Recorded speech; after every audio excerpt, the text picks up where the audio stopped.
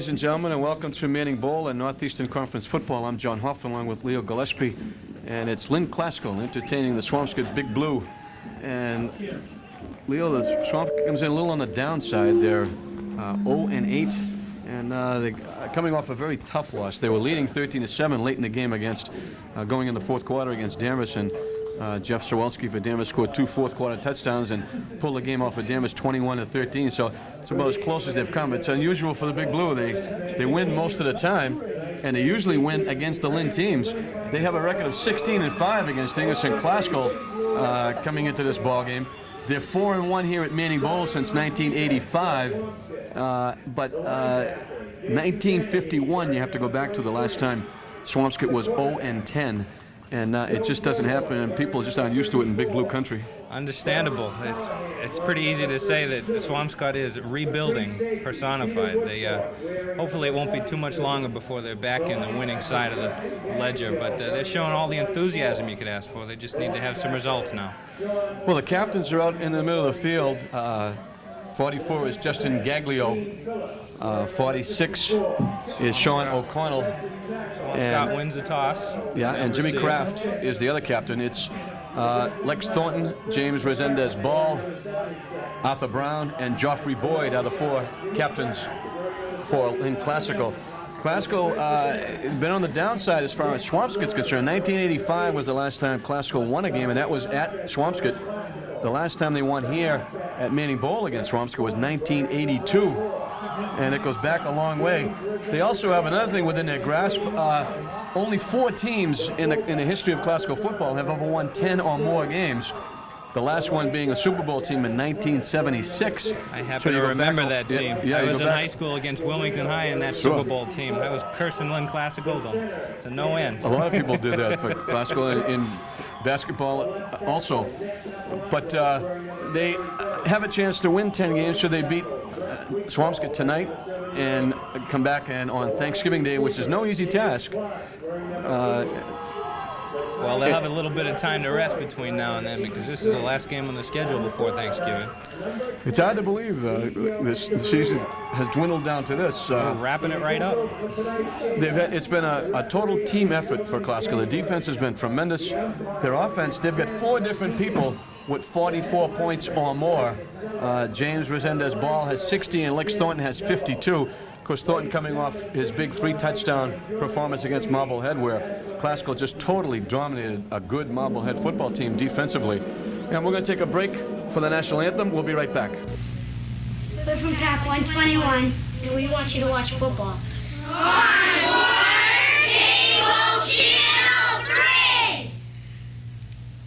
We're back, and it'll be Lynn Classical who will do the kicking off. Joffrey Boyd. Looking at the deep men for Swampscott, it will be 46, who is Sean O'Connell, and 44, who is Justin Gaglio, the deep men.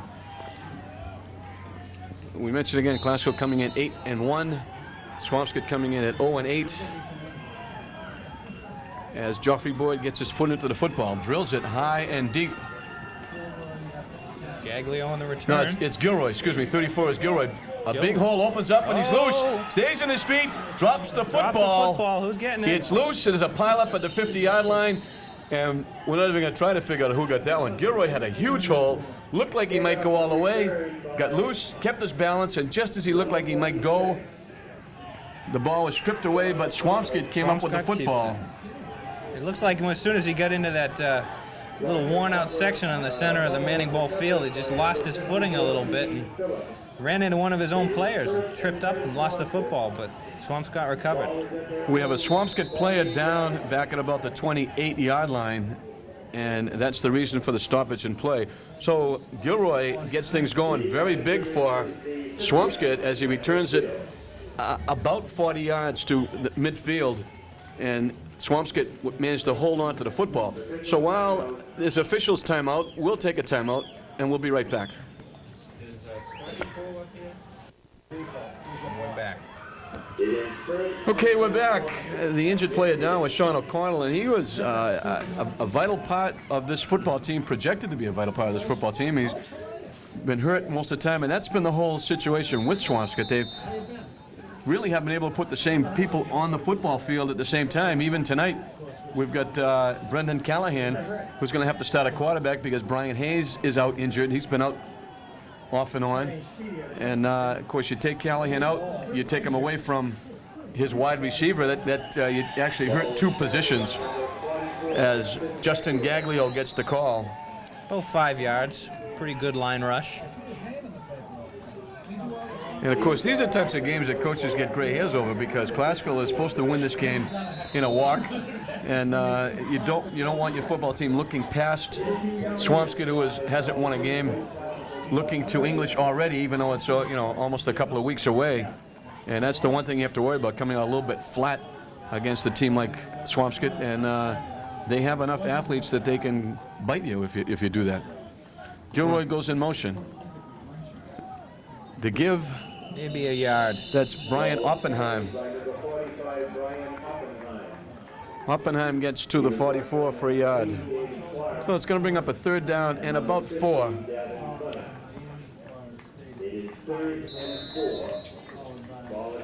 Just underway here in the first period. Classical taking on Swampscott in this Friday night Northeastern Conference football game.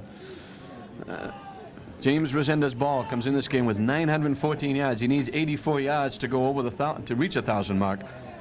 Boy, he had a solid year. What a great backfield Classical has between the two of them, between Thornton and Ball. They're just solid. Well, Ball, to give you an idea of how good a year he's having, he's averaging 8.5 yards per carry. Oof. Gilroy again Impressive. goes in motion. Callahan with the keep rolling outside. Maybe Defense comes up rather yards. quickly. Dave Clark was there. Thornton was there. Calvin Johnson was also there. Pretty close on the first down or not. Here's the like fight. They need not about quite. 3. They have to get across the 50, just inside, the 40, just inside the 40-yard line. And I would expect Swampscott to go for it. When you're 0-8 and you got 2 games left in the season, What do you got to lose? there's no sense punting here.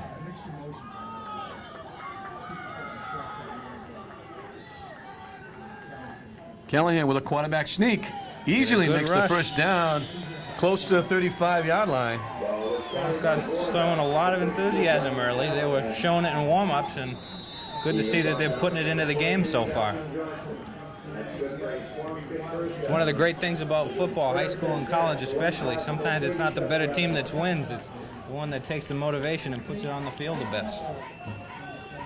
So the first down of the ball game as Swampscott is at the 36-yard line of the Rams. The give is to Gaglio. Crosses inside the 35 to maybe the 34.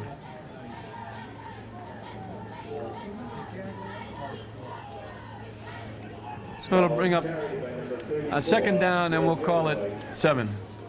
Swampscott running the ball pretty well so far. Out of that little modified T, it's kind of a funny formation, but they're getting some good penetration off of their line. Yeah, It's the making line it work. surge so far has been in favor of Swampscott so far in the initial drive.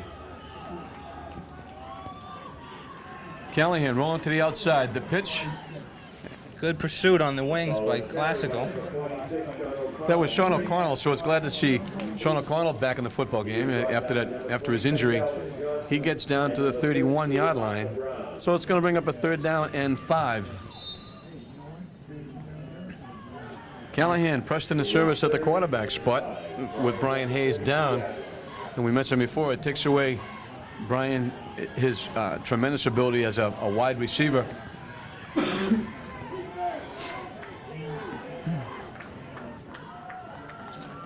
Callahan rolling, looking to throw the football under a lot of pressure. Holds on, heads for the sidelines. He fumbled the ball. Fumble it out of bounds. Greg calling it out Wigfall of with bounds. a good pursuit. Oh, Now they they're say calling it Classical got the ball. football. Tough call there. He seemed to fumble the ball as he was falling out of bounds, but the ball did land in play, and the referee was right on top of it there, and he called it Classical ball. Arthur Brown came up with the loose football. Good heads-up play there. So Classical turns the first drive by the Big Blue aside with the turnover. And they get the ball in pretty good field position at their own 30-yard line. And we'll expect to see Nicio Echeverria at the quarterback spot with Brown, Thornton, and Resendez in the backfield, and they go to the wishbone. They haven't run this that much this year. to give. This is Thornton. Spins away from Thornton a couple of people. stays On his feet. Good drive. Good leg surge. Across the 40-yard line for a first down. That's a great football play for young kids watching at home. You can do a lot of damage keeping your feet pumping and moving. People hit you and you get your legs moving, and they're like pistons. They really do put a lot of blow into your own hit. So Classical picks up their initial first down in the football game on their first play from scrimmage. Thornton doing the honors, picking up 11 yards. Looks like Classical's going to want to run the ball just as much as Swampscott early. They stay in the bone. This is Resendez. Ooh, good tackle And in the middle. abruptly gets hit. It looked like the hole closed up really quickly. There certainly was a hole there for a minute, but Swampscott collapsed on it real well. Ryan Gaudet made the big hit for no gain on the play. It'll be second down and 10. Kaveri is a little bit of a quietly unsung player for Classical. He doesn't get a lot of attention, but he's in the top quarterbacks on the Division III, and he's done a good job for Classical. They make the bro and they go to the I. This is Arthur Brown, the fullback, getting across the 45 to about the 47.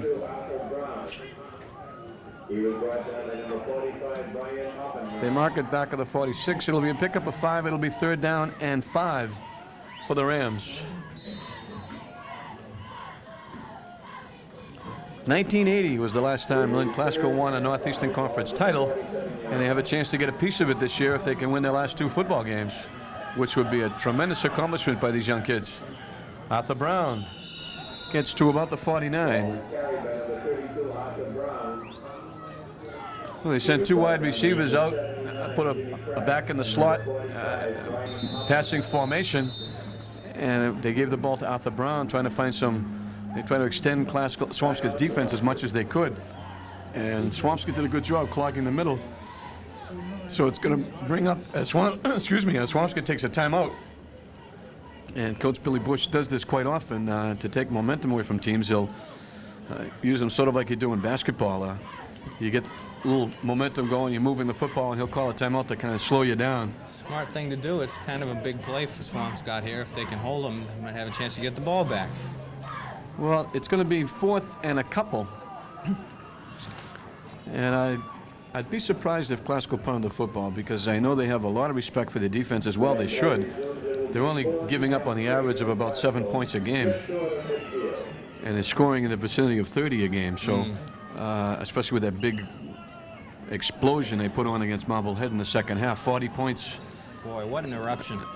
Yeah, that's... they just controlled the whole football game. Most people talked about, well, Marblehead had turnovers, but they were forced by the tenacious defense of Classical. I don't think the defense of Classical took as much compliments as they should have for that football game. No, well and said. now Swampscott is in punt formation. The question is, will they punt? Oh, and good choice, but they snapped it to the, There's a flag, short man. and Joffrey Boyd went through a little acting back as though the ball was over his head. Swampscott didn't bite.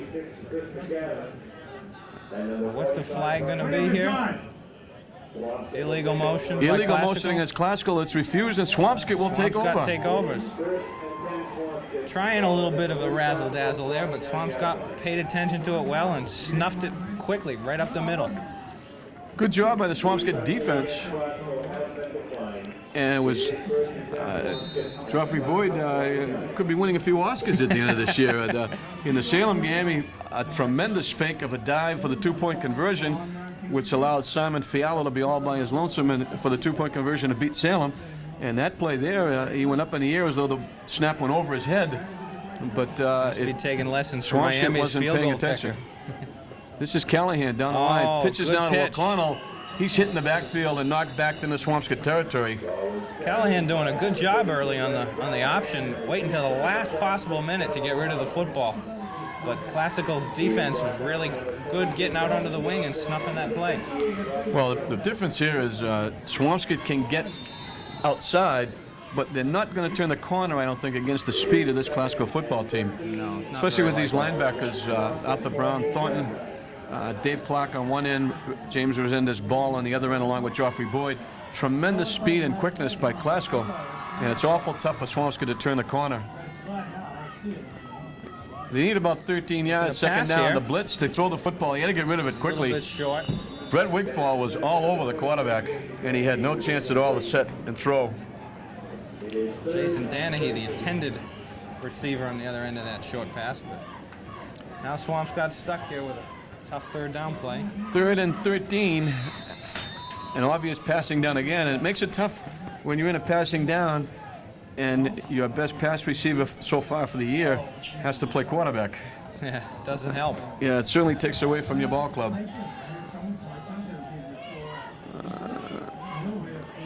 Down that same formation, they're going to look to pass again. Callahan He gets around the rolling, outside. keeps and the he's gonna football keep it. now. Gets hit and knocked out of bounds. Looks like he's going to be short. Arthur Brown, Lex Thornton, as they usually are around the football. Seem to be hearing those names an awful lot. Well, that's what we meant by the quickness. It looked like he had a lot of room to run. And it closed very quickly with the speed of Arthur Brown and Lex Thornton. And 4th down. Swampscott pretty much in a punting situation. Yeah, they're here, gonna have though. to- After that first punt, you never can be too sure. Scott Janian is not too far back in punt formation. Kind of a Gets quick kick, just but he barely gets got it off off. a line drive. Eric Lane Fumbles can't it. field it. The ball The is punt, loose on the it's ground. loose. He never really had a shot at it. And the ball is on the ground, but Classical has the football. Good break there. That's a tough situation for Classical to get fumbly with the ball there. It's Eric It's has done a a little- great job. He's the young man that was deaf at birth, and he's done a tremendous job returning kicks for Classical. And that time he just didn't get a handle on the football and had started up field.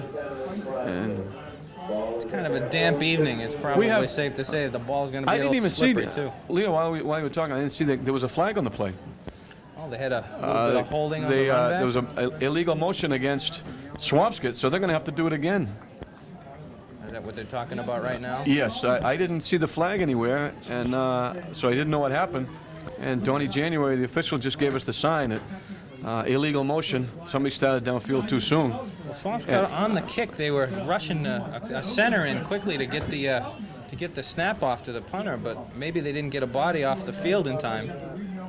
And that could be what the flag is for, but Classical's going to decline it and take the ball where they are. I don't think that's what the coaching staff wanted. I think I'd have to agree The there. coaching staff is looking down and saying, "What are we doing?" They said, "Take the penalty." I don't know why you take the ball down at your 12-yard line. Well, Classical's going to have to dig themselves out of this hole. That's I think that's something the huddle misinterpreted maybe what the official was saying, the instructions, because the Classical coaching staff was signaling, make them kick it again and we'll get better field position. But it's going to be Classical starting at their 12-yard line. 4:58 left to play here in the first period. We're at Manning Bowl Friday night. Lynn Classical taking on the Swampscott Big Blue. Swampscott looking for their first win of the season. Classical looking to stay on top along with Gloucester in the Northeastern Conference, with looking at a shot at least a co-championship. Nisio Echeverria fumbled a snap and was able to fall on top of it, and that would have been a big turnover. Second handoff in a row, so to speak, that the snap's been fumbled, meaning the recovered punt, and now this first snap. The ball has got to be slippery out there. It's kind of a damp evening, and Yeah, it's been players are misting going and to have to take drizzling. that And, into account. yeah, drizzling, and it's from the 30s. It looks okay. From the inside, from the 30s to the 50, is a little dry spot in the middle, a wet spot that could be tough for people running the football. This is Lex Thornton, stays on his feet across the 15 out to about the 18-yard line. About 8 yards there on the carry. Classical will be well advised to use that outside speed and the good turf on the Manning Bowl field to get around the ends and try to make up the yardage that way. Third down and 5, they mark it at the 17-yard line. So it'll be 3rd down and 5 for the Rams. And right now it's sort of a lackluster first period for the Rams coming in, and those are the kind of things you worry about coming in, a team that hasn't won a football game. It's going to be a pass here. Echeverria still has under the ball. some pressure. Starts upfield, runs with the football, gets loose, steps Gets out of some good bounds. yardage. He's very close to first down yardage. Showing some good foot speed there. And he made the first down to the 27-yard line. So it's a first down for the Rams. They mark him out at the 27-yard line, so he made it with room to spare. Big 10 yards for Echeverria. So it's a big play for the Rams to get him out of a problem. They mark it back now actually to the 26-yard line. So he picked up 9 on the play, and that's a big plus. They would have been punting from deep in their own territory, down around the goal line. Swampscott would have had good field position. Instead, Classical's back on the wishbone. Echeverria looking to throw the football. Oh, gets hit and knocked down. Sack.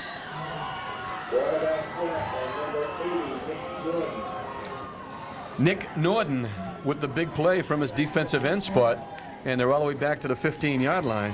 Get back there untouched. I don't know if there's a little breakdown, but Echeverria never saw him coming either. No, he hit him from the blind side, and now Classical wants a timeout. Coach Dave Dempsey wants to talk about a few things. Real good time for it. And he doesn't want just a quarterback. He wants to talk to everybody. And I think he wants to pump a little life into this football team. Everybody's just looking a little bit confused out there right now, and they need to get back on the same page and start pulling the wagon all in the same direction. Well, we talked about it. I remember Coach Kenny Perone when he came up, when they were playing, they had a very tough loss against Classical 8-7. They were playing Saugus the next week, and Saugus being one of the down teams in the conference this year. And he was a little bit worried about them coming out flat, and they were a little bit flat. They won the football game rather easily, but they didn't do it in the way they normally win a football game, meaning Salem. They looked very flat doing it, and so far tonight, Classical looks exactly the same way. It's almost like we'll turn it on and get a few touchdowns and coast, and I'm sure Dave Dempsey just told them this is a game of emotion. And the longer you keep Swampscott in the football game, the better chance you have of losing a football game. That's absolutely right. There's been a lot of lessons in history taught that way. Hopefully Classical won't have to learn the hard way. So they lose 11 on the play. It's going to be second down and 21. And the draw play. Draw play right up the middle. Oh, he breaks This is Thornton, breaks a couple of tackles, spins across the 25, back to almost the original line of scrimmage.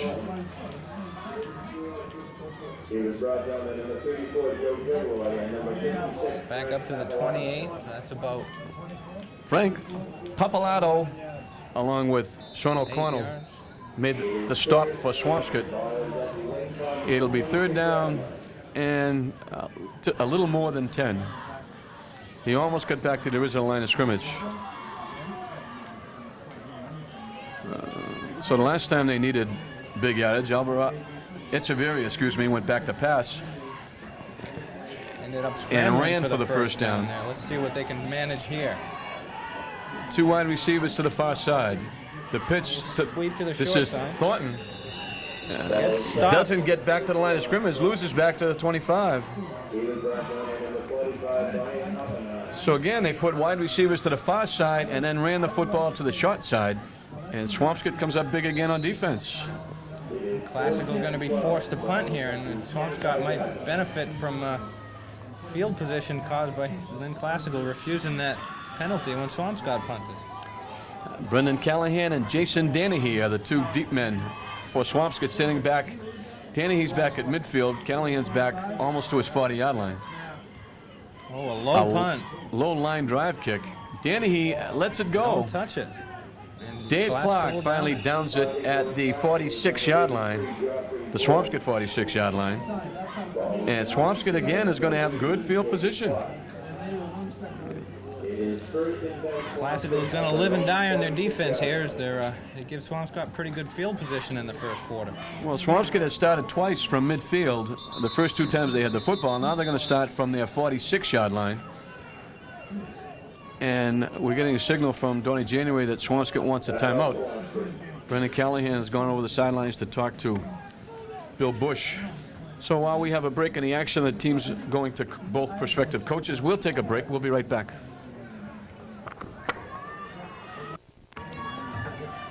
And we're back.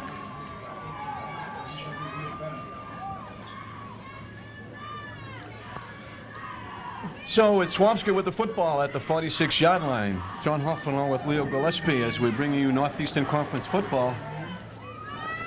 Brendan Callahan as Danahy goes in motion. Callahan dropping straight back. Thornton with the big rush.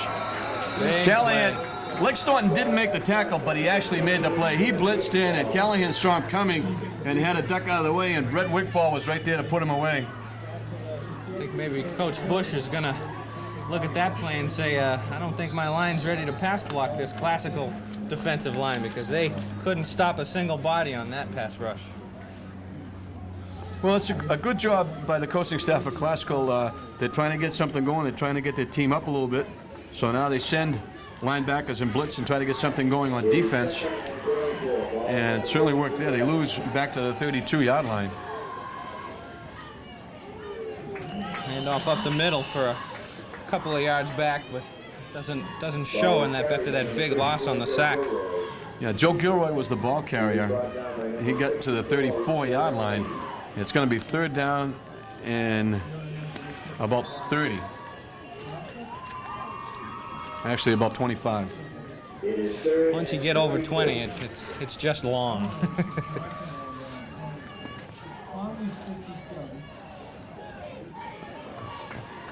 Swampscott in somewhat of a forced pass situation. But they Gilroy. call the draw play up the middle for about 4 yards. Derek Lane was the first man to make a hit. I guess they'll call it 3 yards.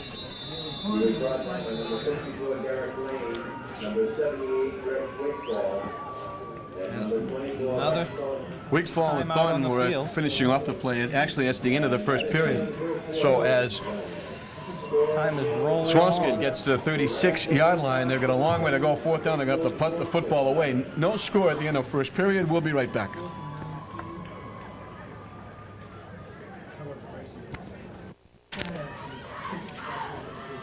As we start the second period back at Manning Bowl, John Hoffman along with Leo Gillespie bringing you Northeast Conference football. It'll be Swampscott. Scott Janian will be back in punt formation. Eric Lane is deep for Classical. A short kick. Takes a Lands Swampscott about the bounce. 37. And Rolls for Gilroy is another going to 5 down it at yards. about the 32-yard line. So Classical will take over at their own 32.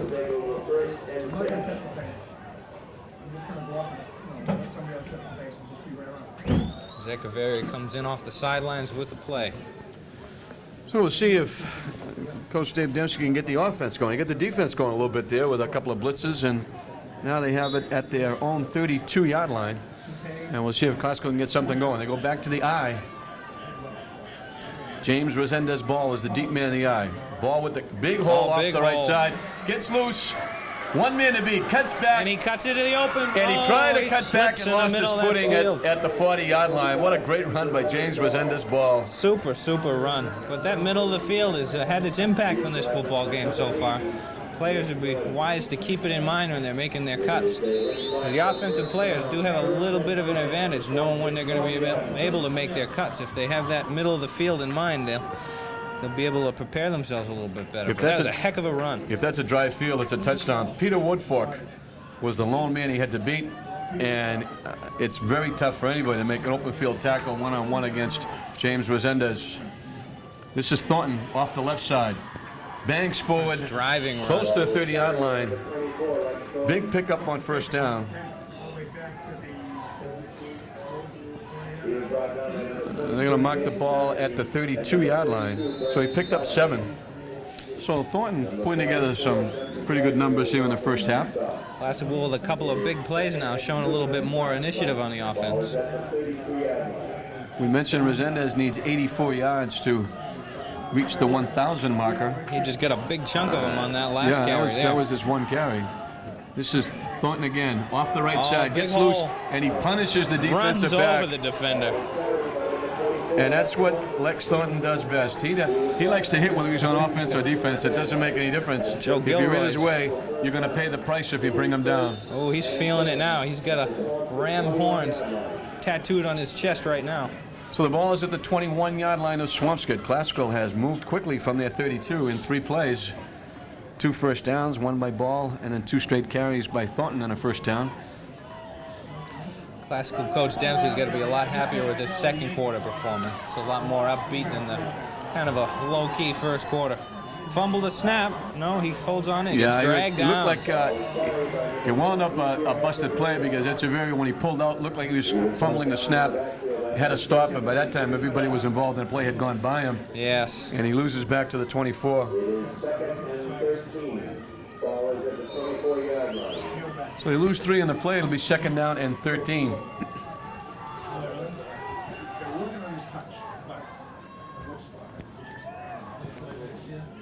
Classic will get a lot of good grass underfoot now at this end of the field. So David the field Morales, the shouldn't center, have any leads them out. impact. This is Thornton again off the left side. Good surge down to about the original line of scrimmage, which was the 21-yard line. Which will lead us to a big 3rd down play here. Of course, Classical has the advantage of having a pretty good field goal kicker in their own right, but this might be just a little bit far for Joffrey Boyd. Yeah, I think it's very early in the ball game too. To Classical, they're going to pound it right at him, I think, on the ground, try to wear Swampscott down with their big front line. Again, it's Resendez, the deep man in the eye. The pitch, looking to get to the outside, slips, stays on his feet, and then gets knocked down. Norton and Danahy Swampscott with a host of actually made tackles the on defensive play. They slowed Resendez down, forced him to cut back inside. And that was Gibson. I'm sorry, that was not Resendez. 4th down. Classical in a kind They of actually a lost the middle yard of in the the road play. position here now. They Looks like snuck. they're going to go for it though. They snuck Karim Gibson in on us, and they lost the yard. So it's a big play here. They need 12.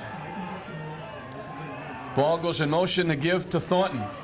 Off the right side, stays He's in his still feet, on his loose. feet. He gets the outside. Getting one good block. It's to the down 5, inside the 5. What a run. And that was Davy Clark throwing a nice block for him. And a good job by Thornton to keep those legs going. He, in the middle of the stack, bounced off, bounced to the outside. Clark gave him a nice little screen. He used it nicely to get down inside the 5 for a big 1st down. Big pressure play there. A 4th down carry, and he got to the outside, kept his legs pumping the whole way, and made the 1st down, almost made a touchdown.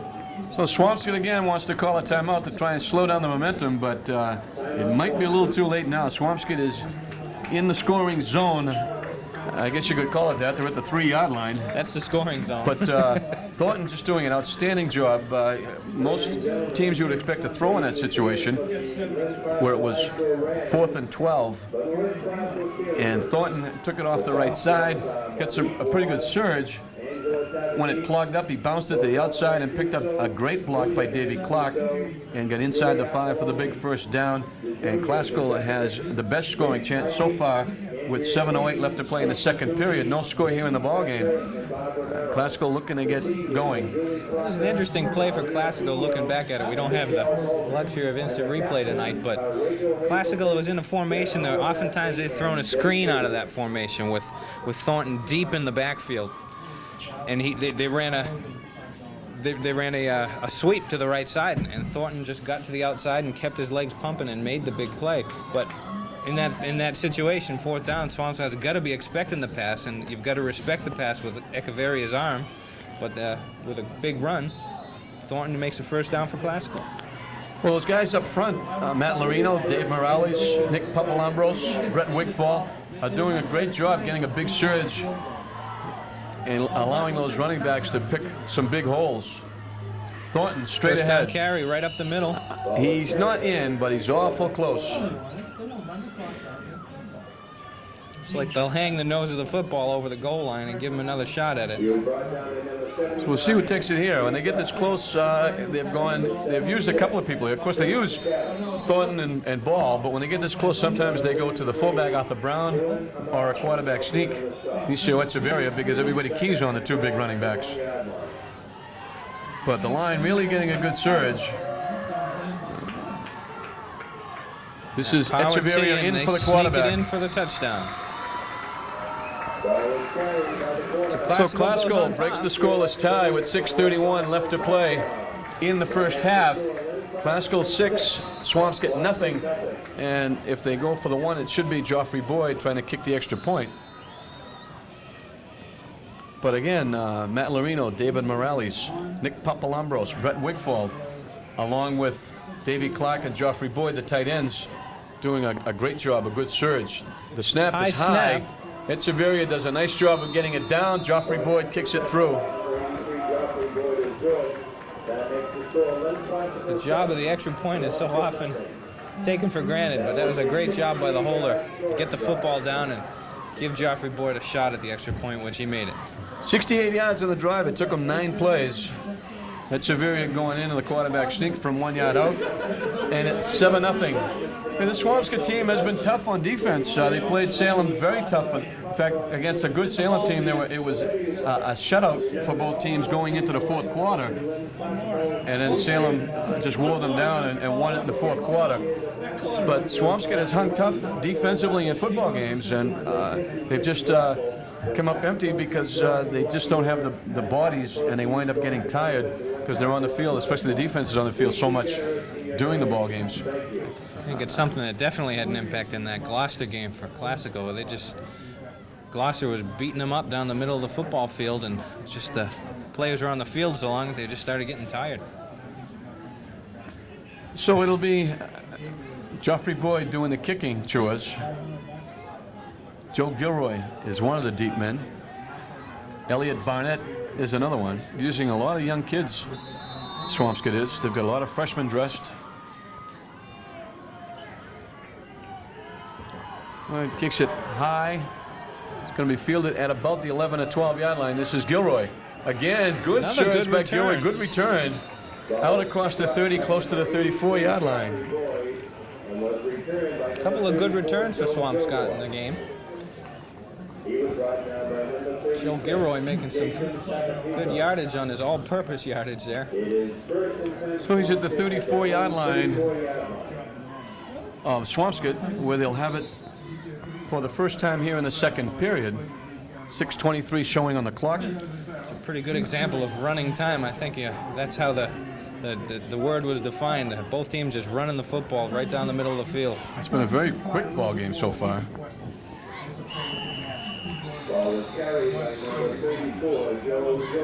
Gilroy was the ball carrier. And stuck the nose of the football close to the 40 yard line. In fact, they're going to mark it right at the 40 yard line.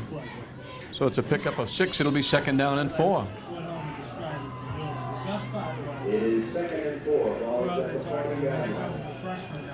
Swampscott's had good field position, but they just haven't been able to put too much together. They put a couple of first downs, and that's been it. Gilroy bounces it to the outside, gets across the 40, loses the football. Classical comes up with the football, and it was Simi Anderson who was trying to return the fumble for a touchdown, but Can't advance we a haven't fumble, seen of course. a signal whether the ball carrier was down or whether it's Classical's football. We saw Simi Anderson come up with a football. The referee's still waiting on And a Donnie signal. January almost gave the sign the wrong way. It is going to be Classical football as Anderson recovers. It's hard to see where the fumble happened there. Well, Simi got the ball to the 35 yard line. So a big break for Classical. Swampscott runs 2 plays actually.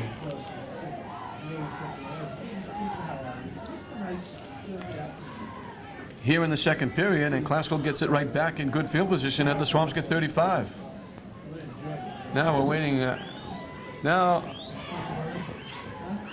they held it up for a minute. I'm not sure what they were holding it up for. To change Now the I see they're football. going to change the football.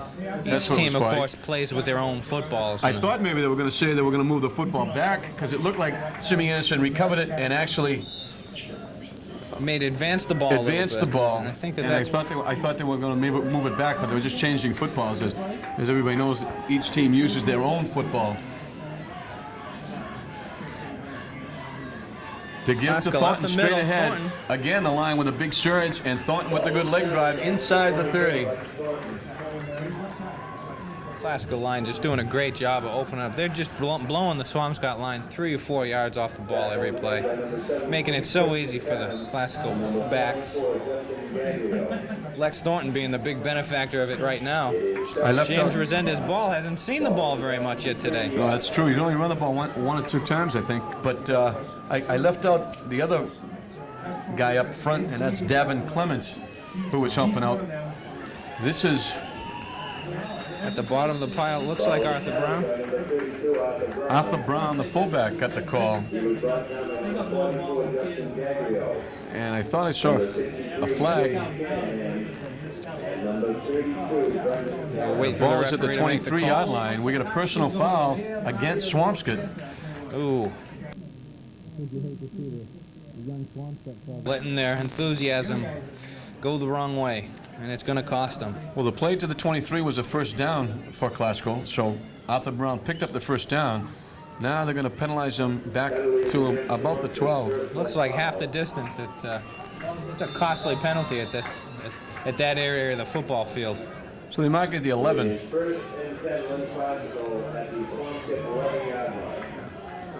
The give to Thornton again off the left side. He's getting about 3, 4, 5 yards before he's finding a white shirt. And then when he's gotten that far, he's done a great job of slipping tackles and keeping his legs pumping and getting a few more yards. So right now, Classical has control of the game. So again, it's Thornton picking up 5 as he gets to the 6-yard line. And Lex Thornton is picking up 4 and 5 yards at a clip. Doing the yeoman's share of the work with the football tonight, too. He's getting 80% of the carries here tonight. So now we look, and they go to the wishbone. Arthur Brown, the fullback, Resendez, and Thornton, the running backs. Everybody else in tight, and they get movement up front. One of the linemen moved. Flags everywhere. Flags all over the place. And none of the referees kept any of them. It was pretty obvious. The guy to tackle on the right side for Classical got up and got right back down again, but it was too late. Everybody in the ballpark saw him. So the 5 yards picked up by Thornton is given back on the penalty, and it's going to be 2nd and 10 from the 11-yard line. 3:52 and running, the scoreboard clock shows here at Manning Bowl. A quickly moving football game here tonight. Classical 2 steps away from getting a share of the Northeast Conference title or an outright title. Echeverria with the pass. This is Thornton. Nice play out of the backfield, and he'll be close to first down yardage. Calling him out of bounds just before the goal line. They can get a first down, actually a little inside the 1, and they're going to mark the football inside the 1, which is going to be a first down, I believe. We haven't got the signal yet, but we're waiting for the official to put the football down. So they do mark it at the 1. So Thornton, with a nice little delay out of the backfield, Echeverria found him in the right flat, almost get in for the touchdown. So the last time they were here, it was a quarterback sneak for the touchdown. We'll see what they do when they're running out of the wishbone. They give to Resendez. He's in off the right side for the touchdown. So James Resendez picks up a yard, but more importantly picks up 6 points, and the score balloons to 13-0 in favor of Classical. This is the kind of effort Coach Dempsey's got to be happy with. They're really asserting themselves now and not laying back and letting Swampscott dictate the pace, which they did in the first quarter. Well, Classical took advantage of the break. Simi Anderson with the fumble recovery, and they took advantage to go 35 yards.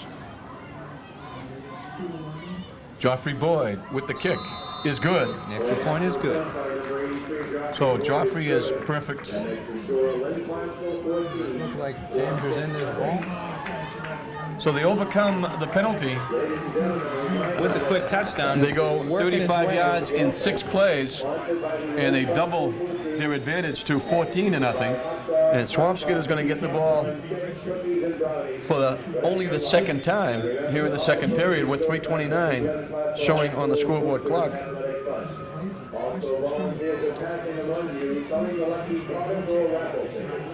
This is a 50-50 raffle, with half the proceeds going to the lucky winner and half the proceeds going to the athletic fund. We mentioned before the last time Classical won a title was 1980. And this would be a big, they've already made a complete 360 turnabout. Having won 6 games only in the last 5 years, they've already won 8, and that's a tremendous performance by these young people out here.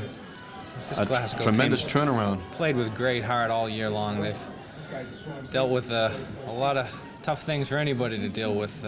Well, you got to really credit the coaching staff. They made these kids believe, and I talked to Dave Dempsey before the ball game, and he has been talking to people like James Kebrew and other people who have graduated from this program and said, you kids are as much of this program as the kids out in the field, because they helped to nurture this program along, stuck with it, let these younger kids get some playing time when they had losing seasons.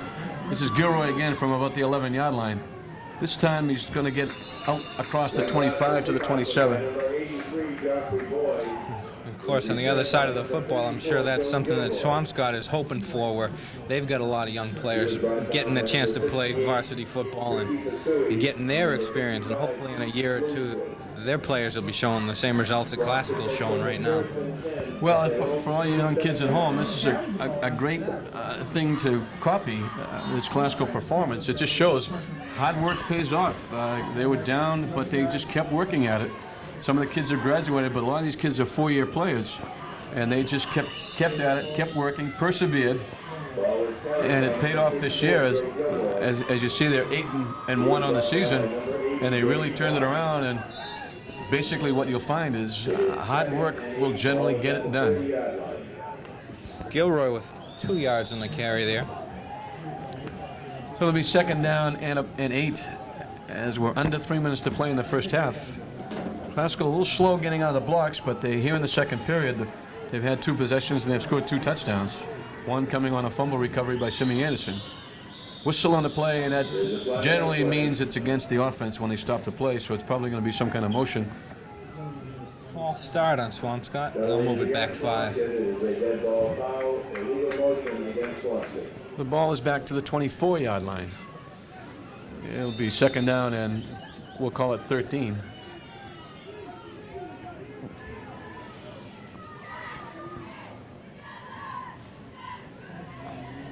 Swampscott had a few tough penalties so far in this game. Again, exemplary of the youngsters making some unfortunate errors. But as a young team, it's bound to happen. But more than ever, you need intelligent plays to give you every advantage that you can possibly get a hold of. Callahan with the handoff to Gilroy. Gilroy gets to the 26, maybe the 27. Gilroy doing most of the carrying now for Swampscott. And we're going to get a timeout called, I believe. 2-minute warning here. So, Classical calls a timeout just before the 2-minute warning, so they'll get it again at the 2-minute warning. So a good call by the coaching staff. Trying to get the football back one more time. It'll be 3rd and 10 coming up when Classical comes back out on defense. But again, a tip of the hat to the coaching staff. They went out there and they really put the defense to work. And Dempsey has said, even I can remember in the Salem game, he kept saying, afterwards he told me, he kept saying to people around him, our defense will give us a shot to win the football game. And he has a lot of respect, and he leans a lot on the defense, and as well he should, the way they've been playing all year. And he got them going. Lex Thornton, I can remember Thornton blitzing, and he didn't make the play, but he chased Callahan out of the pocket, which allowed Wigfall to make the big sack, the big loss. The punt came after that and gave Classical pretty good field position. And the big run by Resendez. And after that, it was all Thornton. Apparently, they're trying to get Resendez ball not to decrease his yards per carry average at all. They're only letting him carry the big carries. Well, if anything, a 30-yarder and a touchdown and 2 carries. That's not too bad. Not too bad.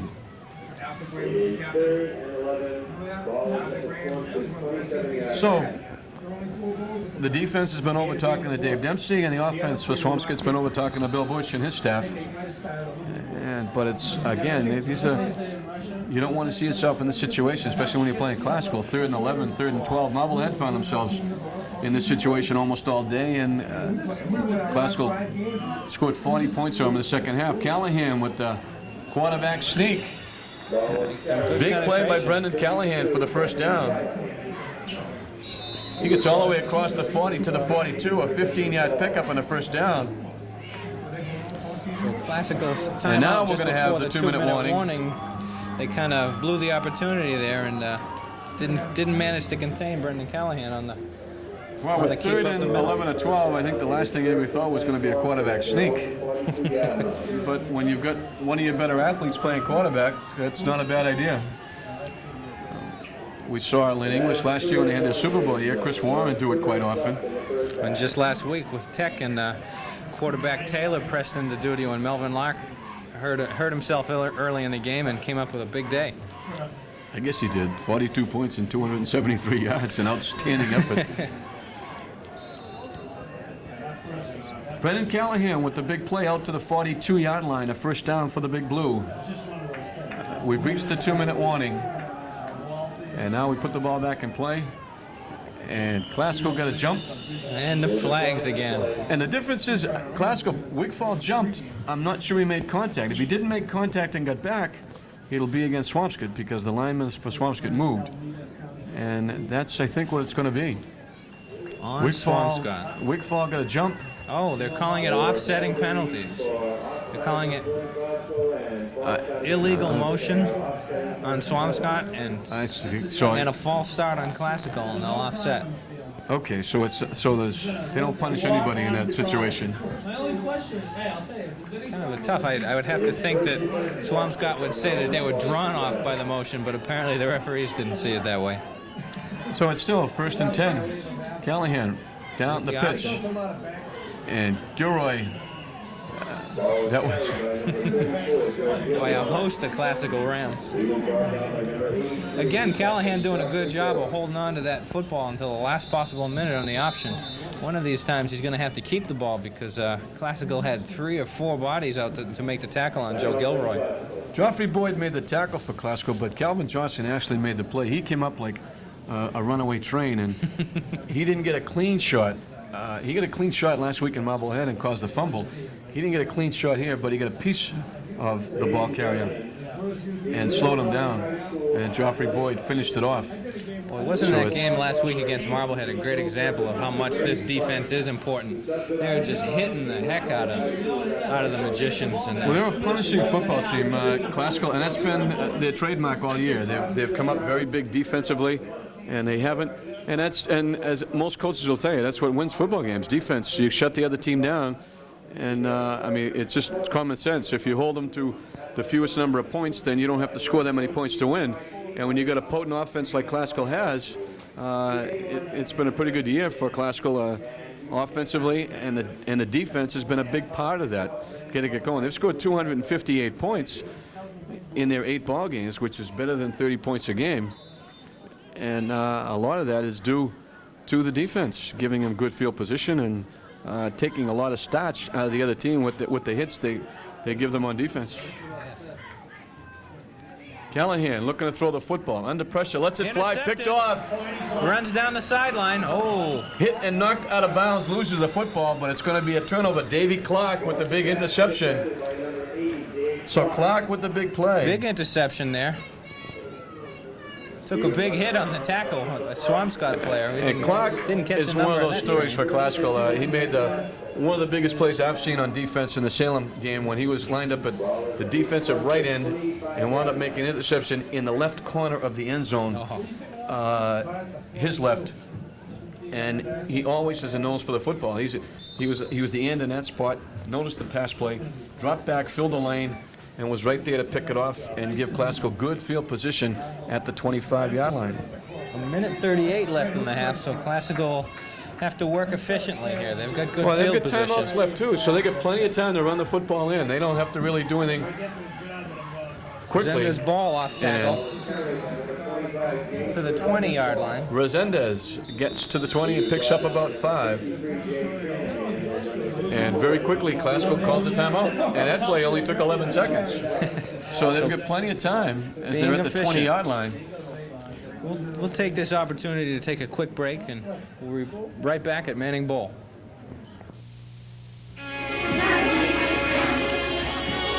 Lynn's past comes alive at the Lynn Heritage State Park Visitors Center. Take a walk through 350 years of Lynn's history. Lynn's story is about shoes and shoemakers, and it's about the development of jet propulsion at GE. Come and stroll through the Visitors Center in downtown Lynn. Admission is free. For more information, call 598-1974.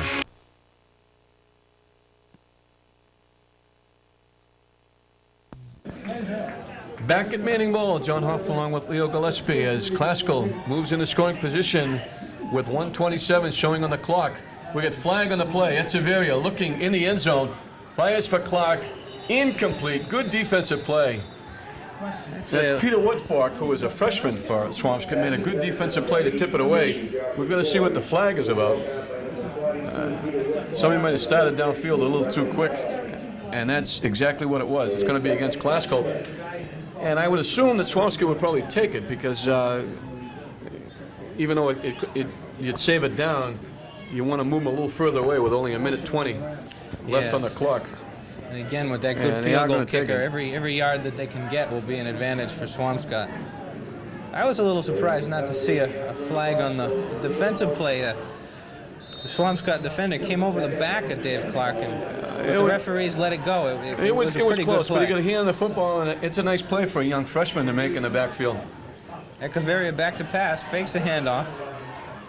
Complete. This is to Resendez. The ball steps stays on his feet. The line. They kept him in bounds. He's finally going to knock out of bounds at about the 15-yard line. He was dancing right on that sideline, but stayed in bounds with the referee right on top of it. They're going to mark him out at about the 16-yard line. It's going to bring up a third down and about 1.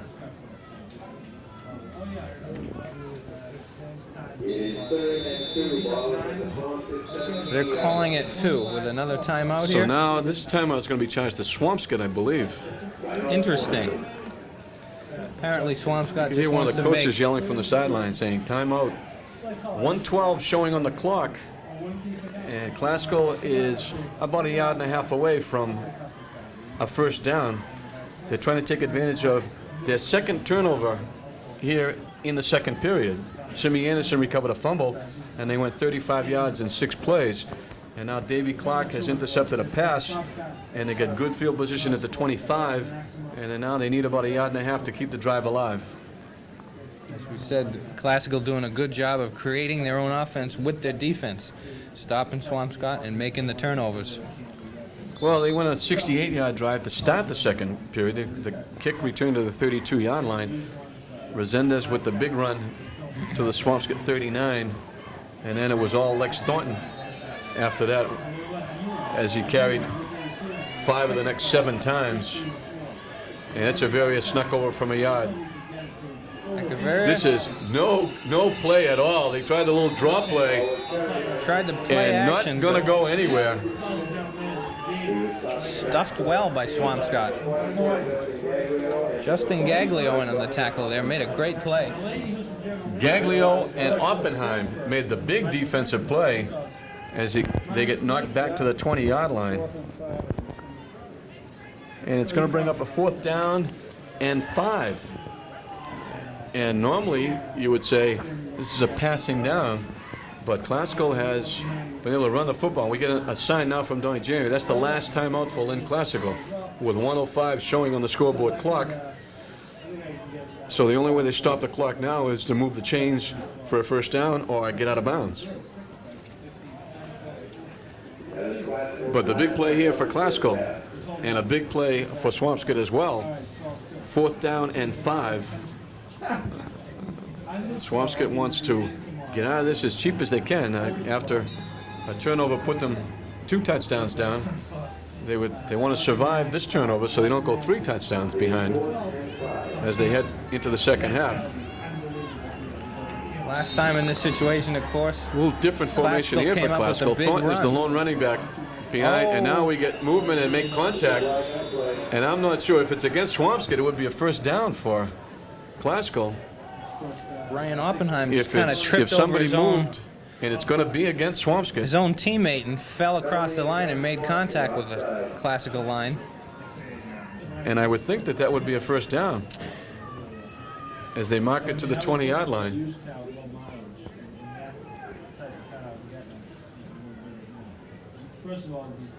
It's Be a at the tough 20. play.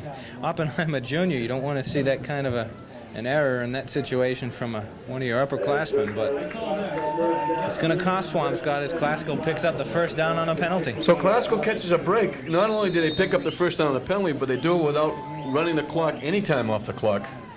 So they still have a they full still minute have- and 5 yeah. seconds to do their damage.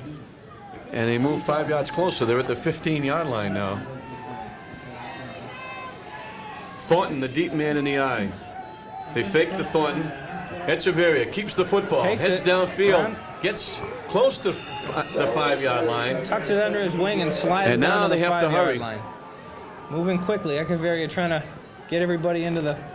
Is he trying to get him in a huddle or right on the line? He's going to call the play on the line of scrimmage. They line up quickly and they go to the 45 wishbone. seconds left in the half. Right Echeverria up with the a middle. quarterback sneak. They're going to get a Gets stoppage of the close. clock. He's down to about the 1-yard No line. They're going to signal stop from the the clock officials. for the moving of the chains. Now the officials are calling a... And they stop the Calling clock it a to first signal down. first down. And now they're going to get the clock And they running start it again with back 30 up. seconds showing. Echeverria on the sideline They've trying got to plenty get of the time play to run from... the play. The question is, if they don't go in, will they have enough time to run another play? First and goal from the 1-yard line. Echeverria trying to sneak in. Dives under the line, and they call it a touchdown. They give it to him. He's in for the touchdown. He burrowed in. Tough choice there by Classical. It seemed like a situation that would have been good for a quick pass to stop the clock, but they decided to run it right up the middle, and they got the touchdown. Well, there's a case now, if he doesn't get in and they don't don't have give him the another touchdown, chance. they probably didn't have enough time to run a play unless they really lined up very quickly and Inicio Echeverria just slammed the football to the turf. And that would have been a tall order. 13 ticks left on the clock. Apparently a lucky 13 for Classical. 'Cause That's they- a backbreaker for, a real backbreaker for Swampscott. Resendez, the holder, the kick by Boyd is no good. It's off to the left. So it'll have to remain 20-0. So Classical. they'll have enough time for the kickoff. Maybe one play, but that would be just about it. Depending on how long the kickoff takes, and depending, of course, if the clock is accurate, or how accurate the clock is, I should say, we'll just about have time for the kickoff, and Classical will take probably a 20-0 lead at halftime. And you see the scoreboard clock and the time remaining here at Manning Bowl, and that's really going to hurt. The methodical drive by Classical, you expect those. But then 2 turnovers, a fumble recovered by Simi Anderson, and a pass intercepted by Davey Clark cost Swampscott dearly as Classical took advantage, and they've erupted here for 20 points. And I think if you go back over the season, you might find that the second period in most games has been very good to Lynn Classical. They had a big second period against Beverly after trailing 12-0 in that football game. Came back and won it 20-12. They scored 20 points in the second period. And now they duplicate the feat here, getting 20 points here against Swampscott in the second period. Hopefully Geoffrey Classical Boyd. won't take this kickoff for Kick granted. this one out of sight. It goes about 6 yards deep into the end zone. Takes the ball right out of Swampscott hands there. They had 2 good kickoff returns in the first and second quarter, but I think we eliminated all possibilities right there. Just Check that shoe that he's kicking with. the high-octane shoe. Looked like he was going for the field goal there. He just gave it a good effort. So that thing was no question about Swampscott's deep men were at about the 10-yard line. They just watched it sail over their heads into the end zone about 5 or 6 or 8 yards deep. And they'll have the ball at the 20, so if they choose to throw the football, they can run probably a couple of passing plays. I don't know if they'll take a chance on maybe another turnover. Callahan with the quarterback Right up the sneak. We middle. got a flag on the play. Only ran 4 seconds off the clock. And with the penalty, the clock will stop. Offside against Offside. Classical. There's a little bit of motion on the Classical side of the ball. It looked like they might have gotten back, but referee's right on top of it. calling it against Classical. So Callahan had picked up 5 yards in the play, but they'll refuse that and take the 5 yards so they get the extra down. I don't think that'll make much difference now with the clock running now. And I'm not sure Swampscott realizes that the clock was running. They took their time in the huddle, but as soon as they mark off the penalty, they start the clock again, and it winds down. So Classical takes advantage of 2 turnovers, and they are up for 20 points in the second period, and they lead 20-0 at halftime. Don't go away. We'll be back with the second half.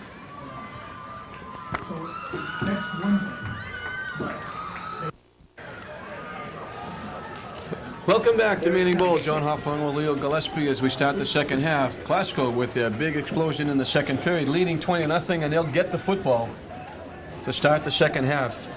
It will be freshman Peter Woodfork who will be kicking off for Swampscott. The southpaw kicker. A squibber. Arthur Bounces Brown off his knee. Arthur Brown. Swampscott, I believe, has got the football. As they step into the second half with a quick opportunity for them. It bounced off of Arthur Brown's knee, and he couldn't see who came up with the football, but needless to say, Swampscott has it. I believe it was Justin Gaglio. He was there. Scott Janey was also there, but it looked like Gaglio who had the football. So they'll begin again. Callahan at quarterback. Some quick numbers from the first half for Swampscott. Callahan had 6 carries for 11 yards, and Joe Gilroy leading the cause with 7 carries for 19 yards, and that's just about all the offense they had. But they get a great opportunity here in the second half. The handoff is to Gilroy. Gets to about the 36.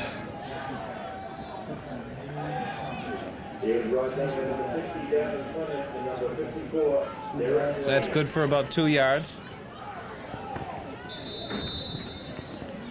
It's just outside the 36. We'll call it the 37. And Classical really dominated the first half. Swampscott only able to pick up 2 first downs. Oh, a little movement there on the Swampscott side of the ball. Yeah, got off a little bit flag quick. day again. Referees are certainly having their fun throwing the flags in the air. They all want to get in the party. As soon as they see one, everybody wants to. Those are so easy. Everybody wants to get a piece of those.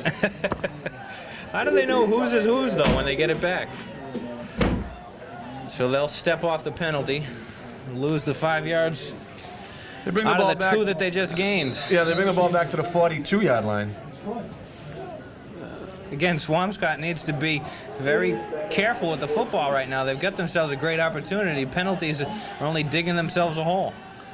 2nd and 13, and that play just didn't get going. Hand it off that up was the middle to a pile of green jerseys. Yeah, it was slow. Gaglio was the ball carrier, and Callahan and Gaglio came together in the backfield and slowed it down, and it never did get going. But so the ball is at the 41-yard line. It'll be 3rd down, and we'll call it 11. hanging on to Gaglio in the bottom of the pile was Devin Clement. He held on to him until they took every other body off of the pile. He was not letting him get any more yardage. Janey is the wide receiver to the near side. The gid is to Gilroy. Off to the right side. And he got back to the original line of scrimmage. So it's going to bring up a 4th and 10. Actually, a little more than 10. They didn't quite get back to where the original line of scrimmage was. It was just a little bit outside the 39. So it's 4th down and about 10 and a half. And Swampscott's going to go for it. They don't have much choice. It's a no-lose situation for them. Well, so, they're trailing 20-0. They're 0-8. There's no reason really to kick the football as Janey comes to the near side. James Resende's ball coming back to the line of scrimmage to play defense instead of being back for the punt. Callahan rolling with the football, trying to hit Danahy on the fly. And he threw it into the turf. Very tough. You've heard my usual partner, Bippy Manio, talk about this many times. A right-handed quarterback rolling to his left on the run, trying to make the throw. And even if he was on the money then, Joffrey Boyd had Danahy covered like a blanket. Lex Thornton did a real good job of getting in Callahan's face. He really made him rush the pass, and it's hard enough throwing standing still, never mind running to your left side for that right-handed quarterback. He didn't have much of a chance. So Arthur Brown breathes a sigh of relief. The football, the kickoff went off Arthur Brown. That Swampscott recovered, so he's saying Gets to hang up the goat horns my here, defensive partners got me off the hook a little bit. And this is Classical, and this is Resendez. Quickly, he's into the secondary. Stays on his feet. Oh, loses the fumbles football. Resendez got to the 45-yard line. The ball was loose. Peter Woodfork with the big tackle for Swampscott. But they're going to try to unpile this. Classical players signaling they still have the ball, and now the referee confirms it. Classical holds on to the football. Being a little careless here in the second half, but... Joffrey Boyd picked up the football. Good job of following the play, because that one would have been a costly mistake. Resendez ball with the big carry, but could hold on to the football. Well, he picked up 16 yards on the play, so it adds to his stat sheet, but then the fumble. Joffrey Boyd got a break and got him off the hook. This is Arthur Brown in a little misdirection. He's out in front. Good blocking out front. Flag back. Thornton and around Clark. The line of scrimmage. A lot of people out in front. Resendez was out in front blocking. About a 13-yard carry there, but there is a flag, and it usually is holding against Classical. back at the line of scrimmage, so that'll all come back. Tough break for Arthur Brown. Feeling a second chance there. He made a big carry out of it, but it'll have to come back. It would have been at the 29-yard line. Instead, it's going to come from the spot of the foul, which looks like it's about the 37-yard line. We're going to move it back to about the 47-yard line.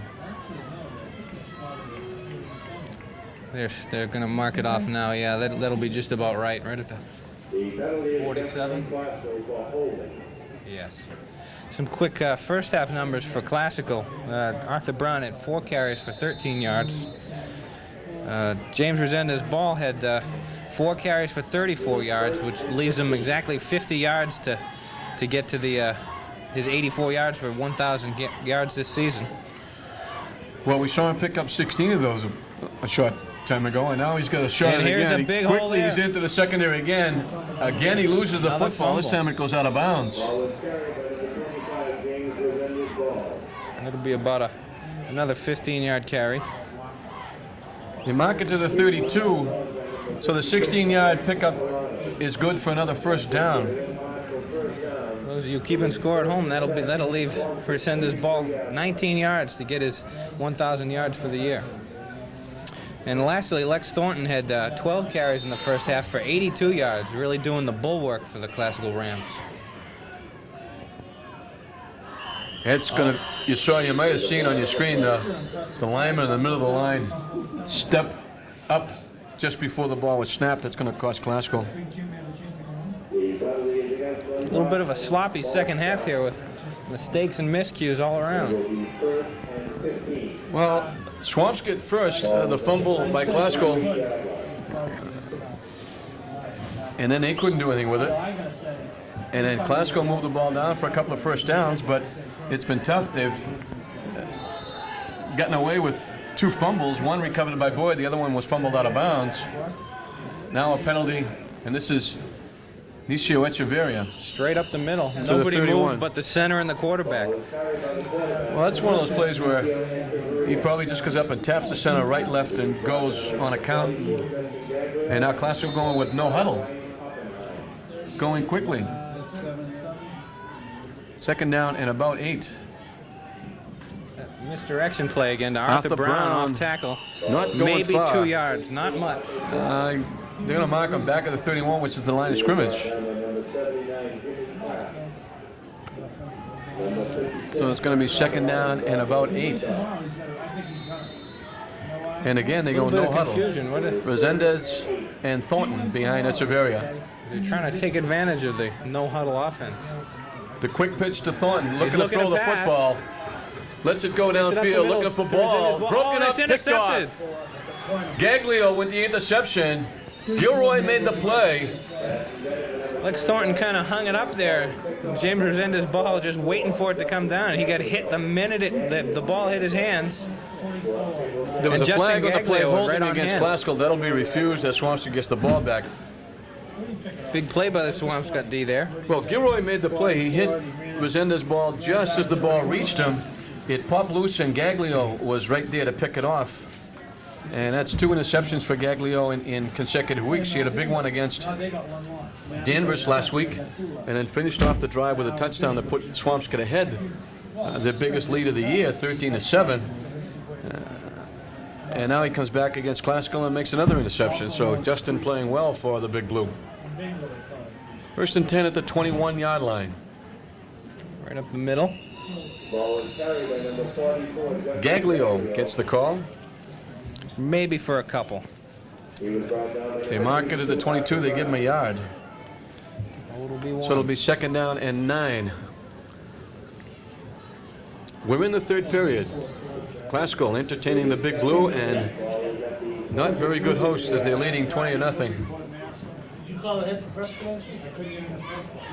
Swampscott looking to dig themselves out of this hole here, but 2nd down and 9.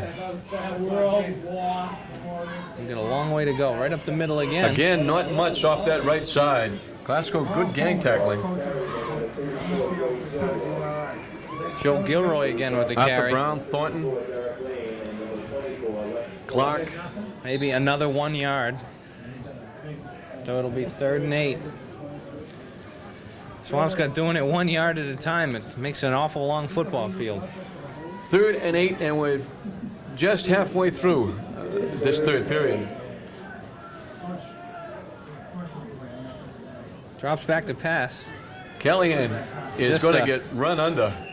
Greg Wigfald and Joffrey Boyd on the tackle also. and Devin Clement were the 2 big guys forcing Callahan to tuck it away and run with the football as he loses back to the 20. Swampscott having no luck at all passing the football. good Classical's just job getting by- great pressure on the passer every time there has been a passing situation.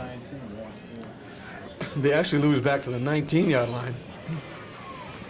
And it is a kicking situation now, and Eric Lane will be the deep man as Scott Janian goes into punt formation. again, that short drop back for Janian. He's only about 7 yards away from the line of scrimmage, almost blocked. He had to get that off in a hurry. We got a flag They on the threw play. a flag on the far side of the We got field. 2 flags on the play. They're going to call out the They're Brown gonna for call running it. into the kicker, but there's another flag as well. We got to wait to see what the other one is for. But he was about 6 yards back, and very quickly had to get that football off. The line judge threw the flag Running first into on the the kicker. far side of the field, and then the referee threw the roughing the kicker flag. And motion against Motion on Swampscott, they offset. So that's a So they'll have to do it again. big break for Classical there, because the referee had the roughing the kicker flag thrown on Classical, and that would have been a costly one. Well, Classical came close a couple of times and finally got one against Marblehead when Simi Anderson blocked it. And now they've been sending somebody here with Janian only being 5 or 6 yards. He's actually about 7 yards back, but he's taken a couple of steps forward to kick the football, and it's costing him. So Janie will be back to punt again. He's a little bit farther this time. He's about 10 yards back from the line of scrimmage. Good snap. Now he heels the snap and he kicks a Low line kick. drive. Lane chasing Rolling it. toward He's the going to far watch it go out of sideline, bounds about in the Swampscott territory. 47-yard line in Swampscott territory. That's a pretty short kick. But it was a lot better than the last one looked like. Just about blocked the last time around. So at the 47-yard line is where they'll place the ball, and Classical will take over in Swampscott territory. Big opportunity for Classical to really close the door. They've had Swampscott buried in their own end all half, and just been a little sloppy with the football, but hopefully they can bang it in the end zone this time. 4:25 left on the scoreboard clock to play in the 3rd period. 20-0, the Rams on top. The handoff to Resendez. Again, he's Breaks quickly in the open. secondary, using that speed, and they go for the ball and they strip him They again. stripped the ball again. They took the ball away from Resendez again. Swampscott doing a good job of ball hawking. They were just reaching for the football while Resendez's ball was spinning, trying to stay on his feet. They get James Resendez gets to the 21-yard line. That's going to put him over 1,000 yards. And they take him out of the football game. I don't know if he knows it But yet. Swampscott doing an excellent job. They saw this, maybe watching films. They certainly see it tonight, where they've been able to strip the football away from Resendez on at least 3 occasions. And luckily for Classical, they've been able to get the football back. We have a Swampscott man down, so at 4:17 left to play in the 3rd period, Classical on top 20-0 with a break in the action. We'll take a break. We'll be right back.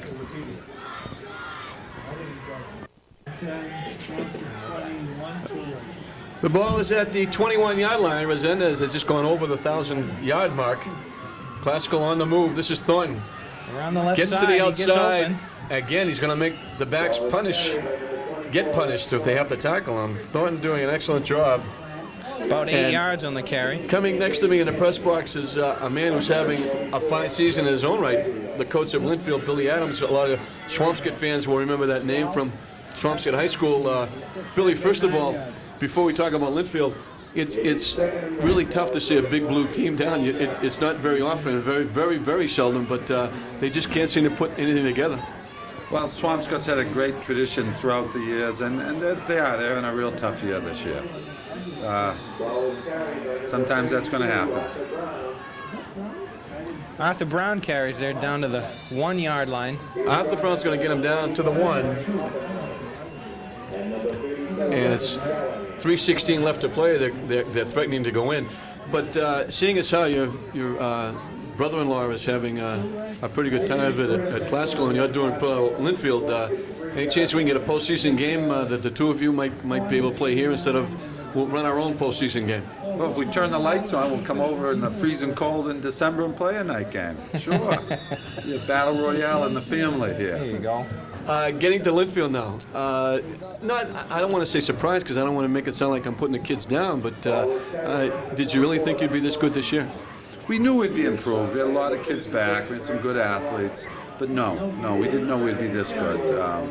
We did an awful lot of work last year to put things together, and the kids have played much better than I think almost anyone could have imagined.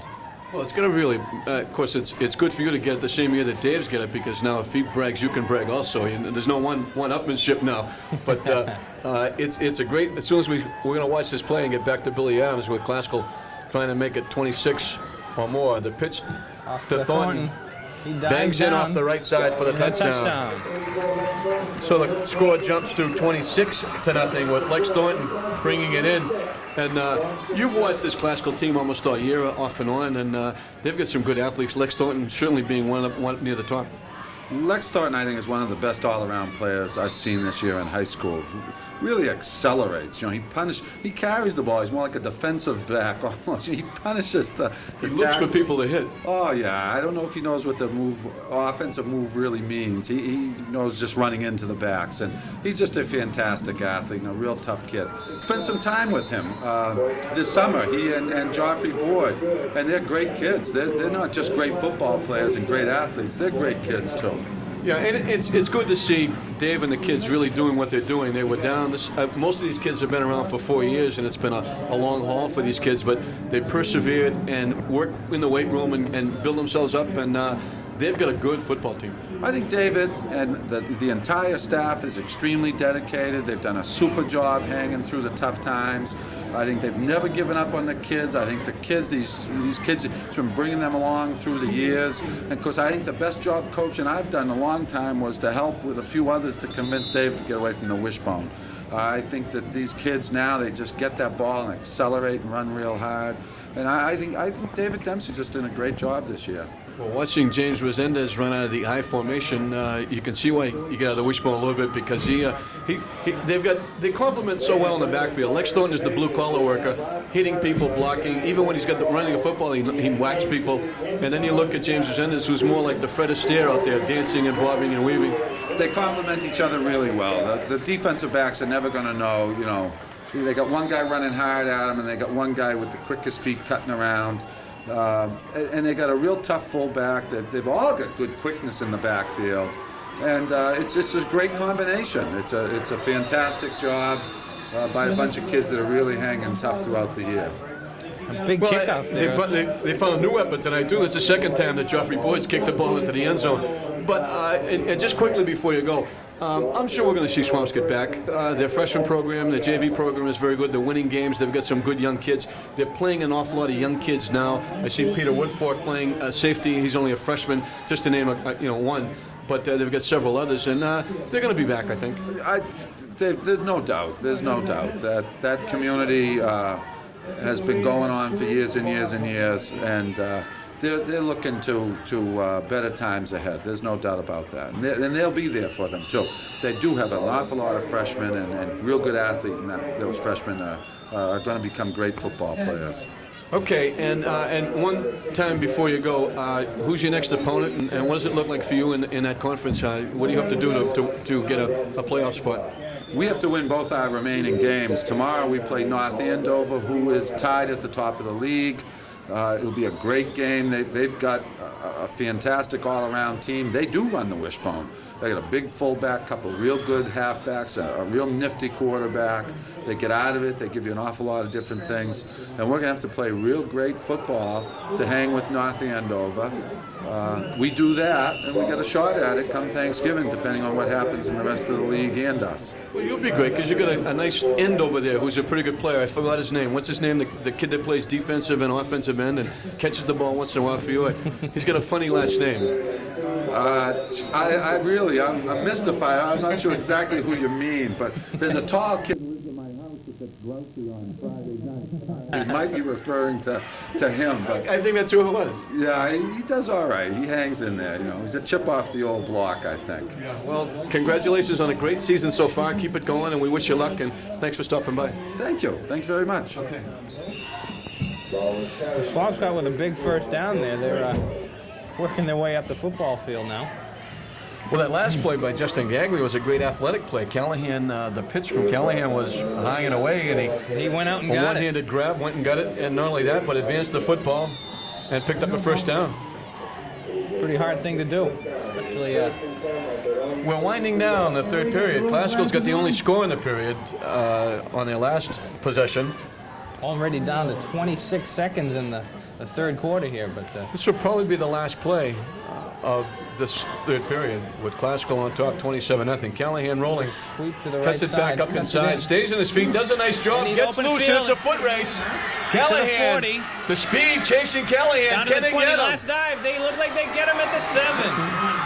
Joffrey Boyd? No. It is Joffrey Boyd in the tackle, the big but saving Gibson was the tackle. one that made the play. Gibson got a piece of him, slowed him down enough so Joffrey Boyd could run him down. But a great play by Callahan. And they have it at the 7-yard line with 4 seconds showing on the clock. It's like a 55-yard carry there. It's a heck of a carry. Callahan just cut back up the middle on the sweep. It was about time that he kept one of those option carries, and he cut it right back into the middle of the football field. The clock runs out as they set the football, so the third period comes to a close. 27-0 Classical, but Swampscott is knocking on the door. Don't go away. We'll be right back.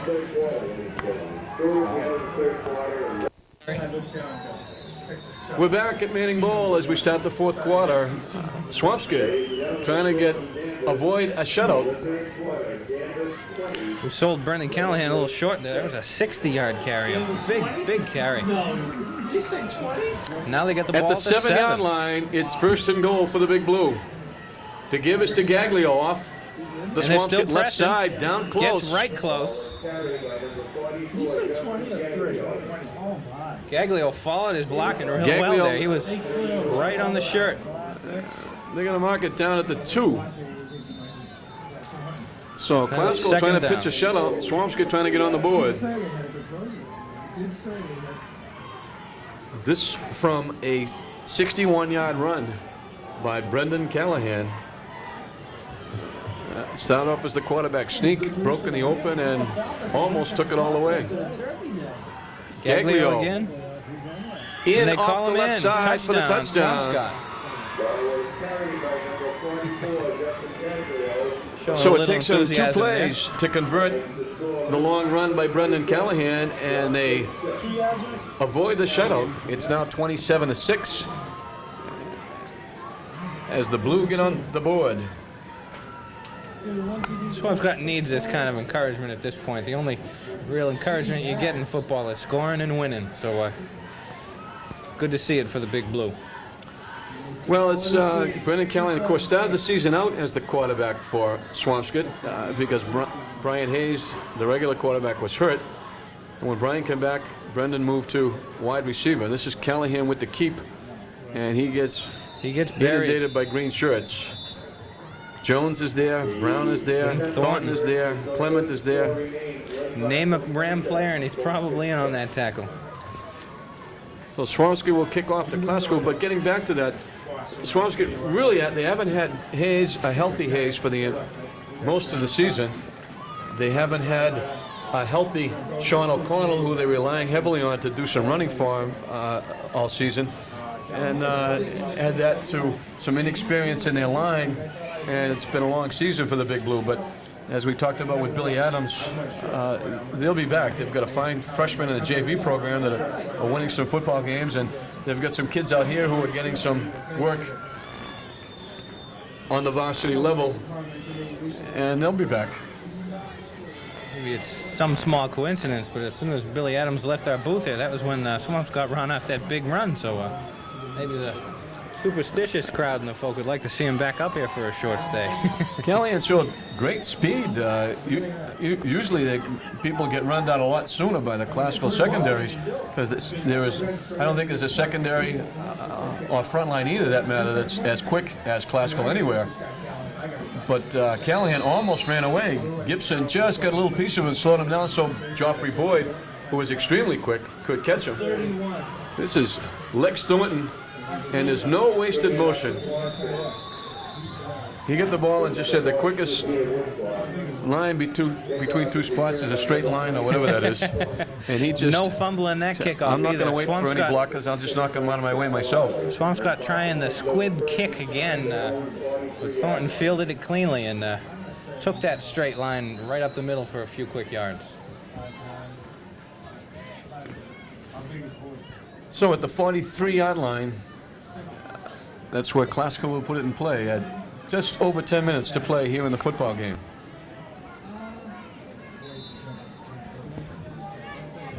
Looks like Echeveria's little brother's itching at the sidelines, trying to get a chance to hopefully get in the football game. But, yeah, he's the backup quarterback, and I'm sure we're going to see him.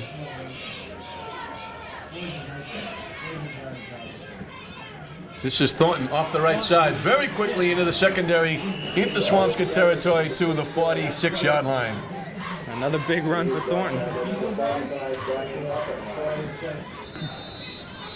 He must be coming up close on 100 yards. I think that just one might put him right over. He had 82 at the half, and he's had another 10 in the second half so far, and that was about a 12-yard carry there, so that puts him a little bit over. Also a touchdown for the day for Lex Thornton. So Thornton goes over 100, Baldwin over 1,000 for the season. And this is Thornton again. Cuts it inside again quickly into the secondary before he's finding white shirts. He picks up 3 or 4 more.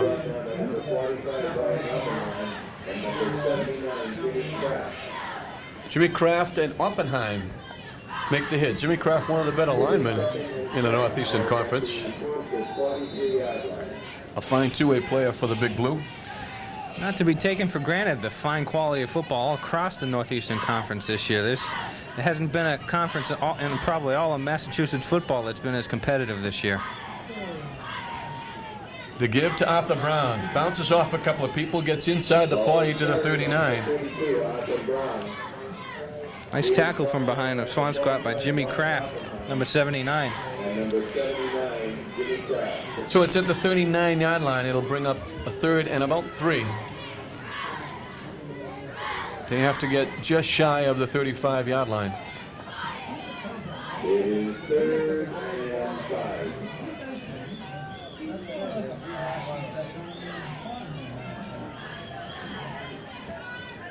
The blitz by Swampscott. Thornton getting to the outside with that speed. Oh, hurdles the defender. What a great play. Brendan Callahan left in the dust, thinking, what do I got to do to stop this guy? But well, see, that's one of those plays where you're so used to Lex Thornton punishing you and running right at you when you're making the play.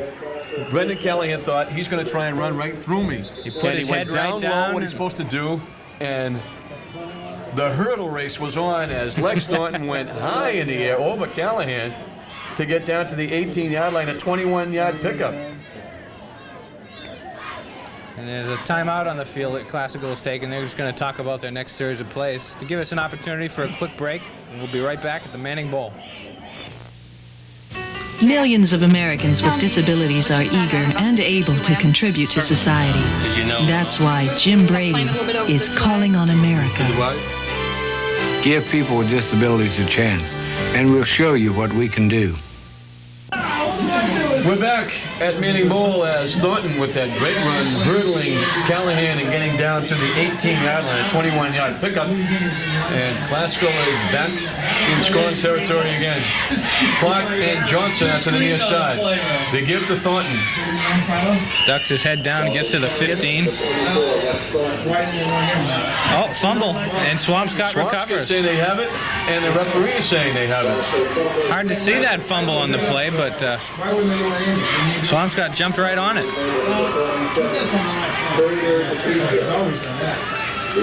Traeger DePietro is the recoverer for Swampscott at the 15-yard line. So the scoring threat from Classical goes by the boards with 8:13 left to play in the ballgame. And it'll be Swampscott putting in play at their own 15-yard line.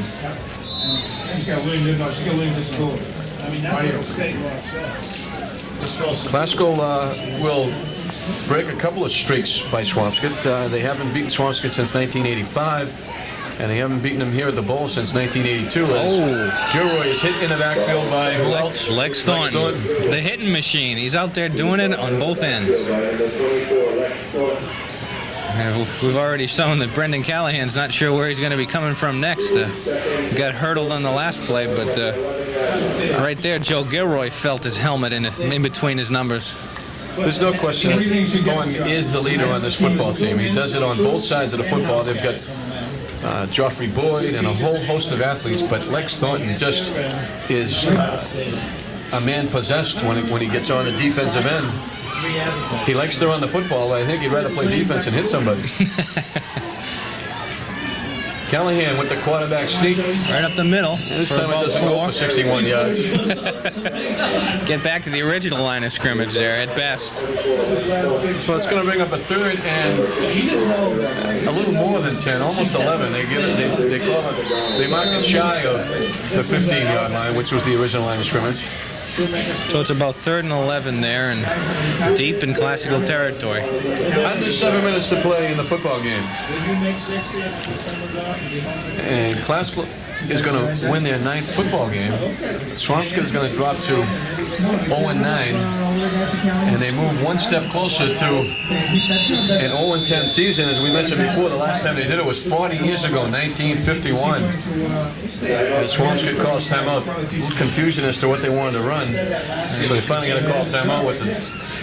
Got to give the Swampscott club a lot of credit, though. They don't hang their heads. They keep playing good, hard football, and despite the fact that they haven't been able to win a game this year, they've still got a lot of pride in their program there. Well, I talked to the coaching staff before the football game, Billy Bush and all the other people, Russ Fravel, Greg Petrus, Dave Chemurski, and my namesake, John Hoffman, who was a coach there.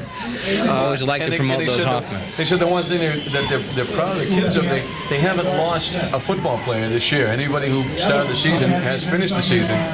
And we've talked about this, I've talked about with Dave Dempsey many times about it's extremely easy if you're 8-1, 9-1, 10-0, going to a Super Bowl or going to a playoff or winning a title, to keep people interested and keep them showing up to practice. But when you're out of it and you're not having a good year and you can't win a football game, you have a lot of respect for the kids who just keep showing up and keep working and keep persevering. And the Classical kids know how that is. They persevered until it finally paid off. They have become a good football team and good football players. And a lot of these kids that were being overrun by teams when they were freshmen and sophomores, and in some cases as juniors, are going to come back. And these kids are going to be offered some big scholarships, and they're going to get to play some football in college. And the hard work really paid off. Callahan there for a keeper for just a couple, and puts him in a tough 4th down play here. They've had a lot of trouble punting today, and let's see what they can manage today. Goes back again. He's standing inside Swampscott territory at about the 48-yard line. Scott Janian will do the kicking chores. He handles the low snap, gets the kickoff. Good kick there for him. Backs up Eric Lane. Lane is going to run it out of bounds at the Classical 48-yard line.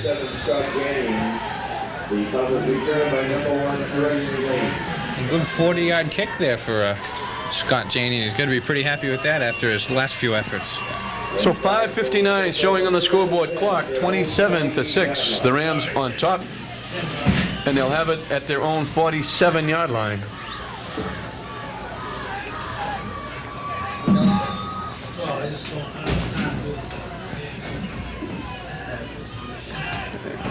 It'll be Echeverria still at quarterback. That's Nisio.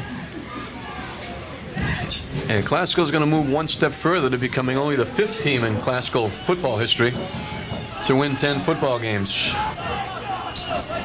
1976 was the last time they did it.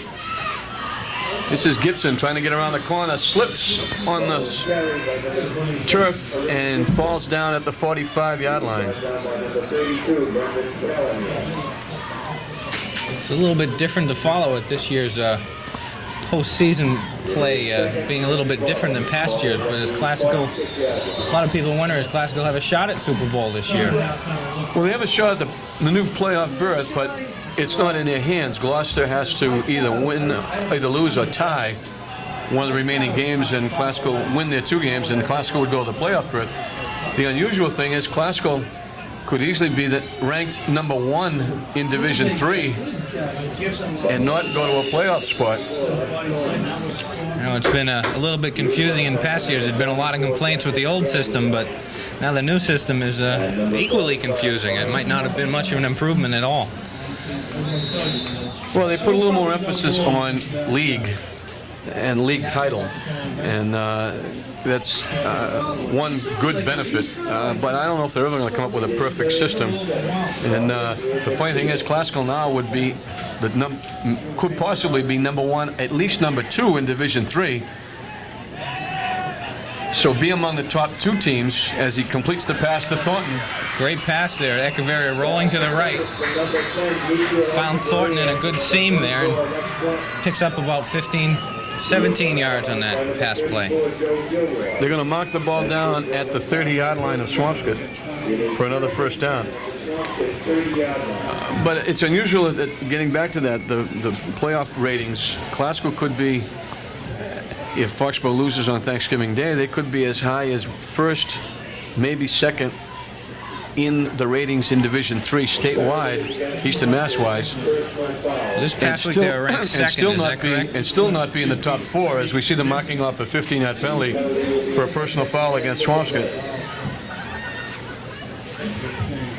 The ball's down the 15-yard line for another first down. But the one goal they had was to try and get a title, and they're on course for that right now. This is Gibson looking to turn the corner down to about the 12. We'll gain about 3 on that play. A lot of the fans now here are leaving at the Manning Bowl. It's a kind of a raw night, but still a good core of Classical hardcore fans. And there's quite a few on the Swampscott side too, considering their team is 0-8. It's a Friday night and it's not good weather.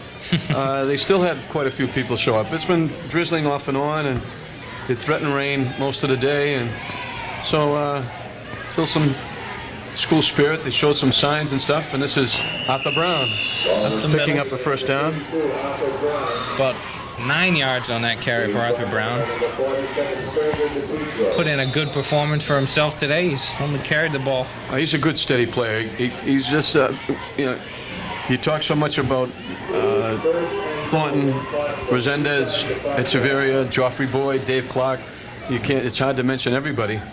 And he's an unsung hero for this team. He plays super defense, and he gives them that little extra push, and he's the guy leading most of the blocking when the other guys are carrying the ball. Just another example of this well-rounded Classical team. Echeverria with the carry. It just increases their versatility so much. Brown really is a classic fullback. Does a great job of leading the blockers, and he takes a quick handoff and runs a ball up the middle for 5 or 10 yards every time. You gotta like that. No huddle. Thornton with the carry. Spins. We got flags, and that's probably holding against Classical. Thornton didn't get in. He got close. It might have been a little face mask or a holding. Holding against Classical. Anytime you see the guy in the backfield throw it, no doubt about it. You can rest assured it's going to go against the offensive team. So we'll see where they mark it, because it's from the spot of the foul, not the line of scrimmage. We'll see how much of a penalty it actually is. They mark it now back to the 16-yard line, so it's actually a 14-yard penalty. And it'll be second and goal now from the 16. 2:40 and running, the clock shows at Manning Bowl. 27-6. Classical on top. Dave Clark comes to the near side. Joffrey Boyd to the far side. Lex Thornton is the deep man in the eye behind Echeverria and Arthur Brown. The draw play to Thornton. You might be Still able on to hear his feet, pounding away at the Swampscott. inside the 50. You can almost see the coaching staff all the way up here in the press box on Swampscott yelling, draw. Another typical carry for Lex Thornton, just beating into the Swampscott defense. Taking the linebacker wave first and then working his way into the secondary. He doesn't go down easy, that's for sure. We're going to get the 2-minute warning, and the scoreboard clock is right on the nose, showing 2 minutes exactly left to play in the football game. 27-6, Classical on top. We told you Lex Thornton went over 100 yards. James Resendez also reached the 1,000 plateau for the season. Pretty close to 100 yards himself on the day. 7 carries for 90 yards. Keeping his average right there in the high end of things. Echeverria looking to throw the football. Lets it fly in the end zone. Good job by Swampscott to bat it away. Lex Thornton trying to go up and get that, but he just couldn't quite pick it off. Swampscott had It was Brendan Callahan who did the defensive job in the end zone, knocking the pass away. Getting a lot of work there. He's finally got a chance to take one away from Lex Thornton there, Brendan Callahan. 1:43 showing on the scoreboard clock. It stopped now with the incomplete pass. It's going to bring up a 4th down from the 16. So it's 4th and goal from the 16-yard line. And Classical will be off until Turkey Day when they take on English. And the shoes on the other foot a little bit. English last year going to Super Bowl. Classical almost knocked them off. In fact, James Resendez intercepted the pass and was running it back for a touchdown when Chris Warren caught him. And English held on. This year it'll be the other way around. English will have a shot at knocking Classical out of the title picture. English a little bit of the underachiever this year. I think a lot of English fans expected at least a somewhat similar season to last year, but they had a few quick defeats in there. But now they do have a chance to play that spoiler role against Classical on Turkey Day. They're a very young football team. They lost an awful lot of good football players. They've got one real good one left, Mark Nickerson. Anytime you got him on the field, you could have shot at beating anybody. Certainly is. He's a heck of a ball player. But they're a very young football team. They only have 3 seniors, does English, and they're actually building for next year. And they've had a fine season. They were 5-3-1 going into their game this week. And with a chance to go 7-3-1 if they could beat Danvers and knock off Classical on Turkey Day. Should leave them with a pretty proud record. 4th down from the 19-yard line now. Little misdirection play with Arthur Brown, and Swampscott says no chance as he loses back to the 21. 1, 2, 3, 4, 5 Swampscott tacklers in on that play. I think they had that one pretty well read. So they'll take over on downs there. Again, Swampscott showing a lot of character, but just still playing good, hard football, even down 27-6 with an 0-9 record. Frank Papalato was there on the stop. Norden was also there on the stop, as was Gaglio. Good defense by Swampscott. And 1:36 remaining on the scoreboard clock. And if we look back at the scoring, it all started in the second period. Classical started the drive, the opening play of the second period, with their possession at the 32. They drove 68 yards in 9 plays. Thornton doing most of the damage. Echeverria went over from 1 yard. It was 6-0 Classical. Joffrey Boyd added the point after. It was 7-0 Classical. And then the turnovers, which really hurt Swampscott in the second period. Simi Anderson recovered a fumble at the 35. It took Classical 6 plays to cash in. They went 35 yards in 6 plays. Resendez for the final yard made it 13-0. Boyd again with the point, and it was 14-0. Swampscott could do nothing on their possession, and in fact they turned the ball over again with the big interception by Dave Clark at the 25-yard line. It took them 7 plays to go in. Again, it was Echeverria getting a second touchdown going in from 1 yard out. This time the kick was no good. At the end of the second period, at halftime, it was 20-0 Classical. In the third period, Classical went 53 yards on 4 plays, actually 5 plays. Lex Thornton going in from 1 yard out, and it was Ball and Resendez alternating, throwing a run by Arthur Brown. Thornton's touchdown made it 26-0. Joffrey Boyd added a point. It was 27-0. And then on the second play of the fourth quarter, after Brendan Callahan on the last play of the third quarter had, on a quarterback sneak, jaunted 61 yards to the Classical 7-yard line.